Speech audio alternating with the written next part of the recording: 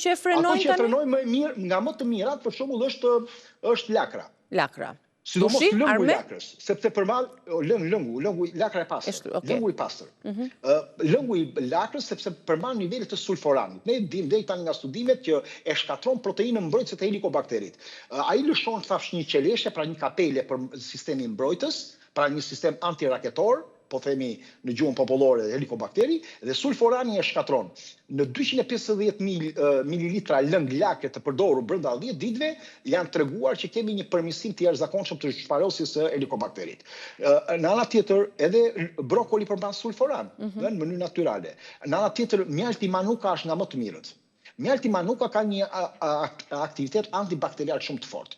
Përdoret në shumë klinika madje, duke u tretur me ujë ose përzier me xhinxherin, me hudhrën dhe pra me ujin, me xhinxherin dhe me hudhrën, është shumë i fuqishëm edhe si formë për ta eliminuar helikobakterin, sepse e paralizon. Nga ana tjetër janë farat e lirit, faraçia, sepse krijojnë një stres gjelatinoze që mbrojnë mukozën e stomaut. Dhe sa më shumë të mbrojt mukozë e stomaut, aq më shumë punë i duhet helikobakterit që të mundohet edhe të lodhet. Përsëri nga aspekti i qelizave të dëmtuara është aloe vera. Aloe vera është një rigjenerues i mukozës tonë. Vaj ullit ekstravergjine, kur pihet sidomos në mëngjes, ka nivele të larta të polifenoleve që dëmtojnë membranën qelizore të bakterit. Po ashtu çaji kamomilit, çaji livandos, të cilët qetësojnë jo vetëm nivelin e mukozës dhe muskulaturën e stomaut, por ulin nivelin e inflamacionit, rrisin nivelin bakterial të mirë. Dhe kryesisht pastaj probiotikët nëse ne do i marrim në mënyrë natyrale që të rrisin aciditetin e stomaut, të mbështesin imunitetin, të mbengojnë rikthimin e këtyre dhe të modifikojnë dhe rregullojnë të gjithë këto elemente që u thash. Por nëse do më thoni në aspekti tyre, a kemi ne mundësi që të marrim disa kura naturopatike, për sa kohë mund të zhduket helikobakter përmes kurave naturopatike? I duhet shumë kohë? Shiko, i duhet një farë kohe, po ka disa protokolle. Disa trajnime naturopatike që kanë dhënë rezultate të efektshme është për shembull protokolli i sulforanit. Pra sulforan protokoll. Është protokolli triple probiotik. Është protokolli 5R gastrointestinal. Është protokolli Po këto janë protokolle të cilat duhet të rekomandohen nga një specialist, ose nuk i bën dot se lëngun e lakrës e bëjmë vetë ne, ose farat, ose mjaltin manuka. Patjetër sepse ka një kombinim me njëra tjetrën. Për shembull, unë do t'i jap një nga protokollet më të thjeshta. Në mëngjes kur çohet një person duhet të konsumojë një lugë vaj gjelle, vaj ulliri. Dhe 5 minuta më pas një lugë mjalt manuka.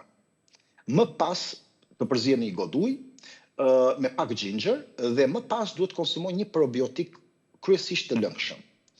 Pas kësaj, 30 minuta më pas, pra ose 20 minuta, varet se kur do haj ushqim ose jo, duhet të konsumoj edhe një lugë kafeje fare të zezë.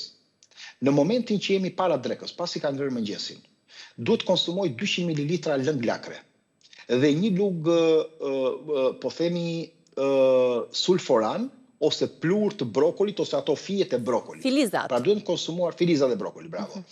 Pas drekës, duhet konsumuar 20 minuta një çaj kamomili me mente për zier. Në mbasdite duhet shtypur një hudhër, nëse kemi mundësi, dhe të gërshetohet me një çaj xhinxheri. Dhe para gjumit duhet konsumuar 2 lugë xhel aloe vera dhe një gotë çaj jamballi. Midis ditëve pastaj bëhet disa kombinime të disa kërpurdhave medicinale, duke futur shiitake, maitake, çagan e tjerë, dhe disa element shtesë të vitaminës ndoshta B12 nëse do kemi një problem dhe të marrjes së zinkut. Pra është një lloj protokolli, sepse janë elementë që shtojnë. Nga ana tjetër, mbaron ky protokoll disa ditor dhe bëhet një kombinim midis lëngut të karotës, qumshit të bajames dhe lëngut të selinos. Sepse është parë që personat që kanë helikobakteri kanë një mungesë të vitaminës A dhe zinkut në përgjithësi në stomaun e tyre. Kështu që në këtë rast unë po të them një lloj protokolli të thjeshtë, sepse protokollet e tjera që unë të thash janë 4-5 protokolle shumë të mira dhe profesionale që kanë dhënë rezultate deri në 96% të heqjes së helikobakterit, heqjes ti dhe ndoshta ajo mund të rikthehet. E di pse mund të rikthehet, se thashë ajo mund të ndrojë në gojë. Po, edhe ushqimet që mund ta marrësh prapë. Po mund ta marrësh prapë nga uji, mund ta marrësh prapë nga dikush tjetër, mund ta marrësh nga ushqimet, pra predispozitë mund ta kesh, pra duhet të rregullojmë terenin. që është shumë e rëndësishme që duhet të rregullojmë terrenin dhe ndikimin të mikrobiomës tonë, sepse të thash, është polici jonë imuniteti, duke rregulluar nivelin e aciditetit, prodhimin kryesor të marrjes të vitaminave, që është baza kryesore, dhe mbrojtja e mukozës stomakut janë baza kryesore që Helicobacter mos zhvillohet. Në qoftë se nuk e kapim këtë situatë, atëherë e ka për të shumuar me shpejtësi, do krijojë inflamacion, do rikthehet përsëri lehtë edhe pas trajtimit që ne mund të kemi bërë, qoftë me antibiotik ose qoftë me jo. Edhe kjo do na bëj pastaj që të kemi një imunitet shumë të dobësuar të na sillin pastaj ato probleme që tham, nga ulcera, gastriti, ulcera deri tek problemet e tumoreve.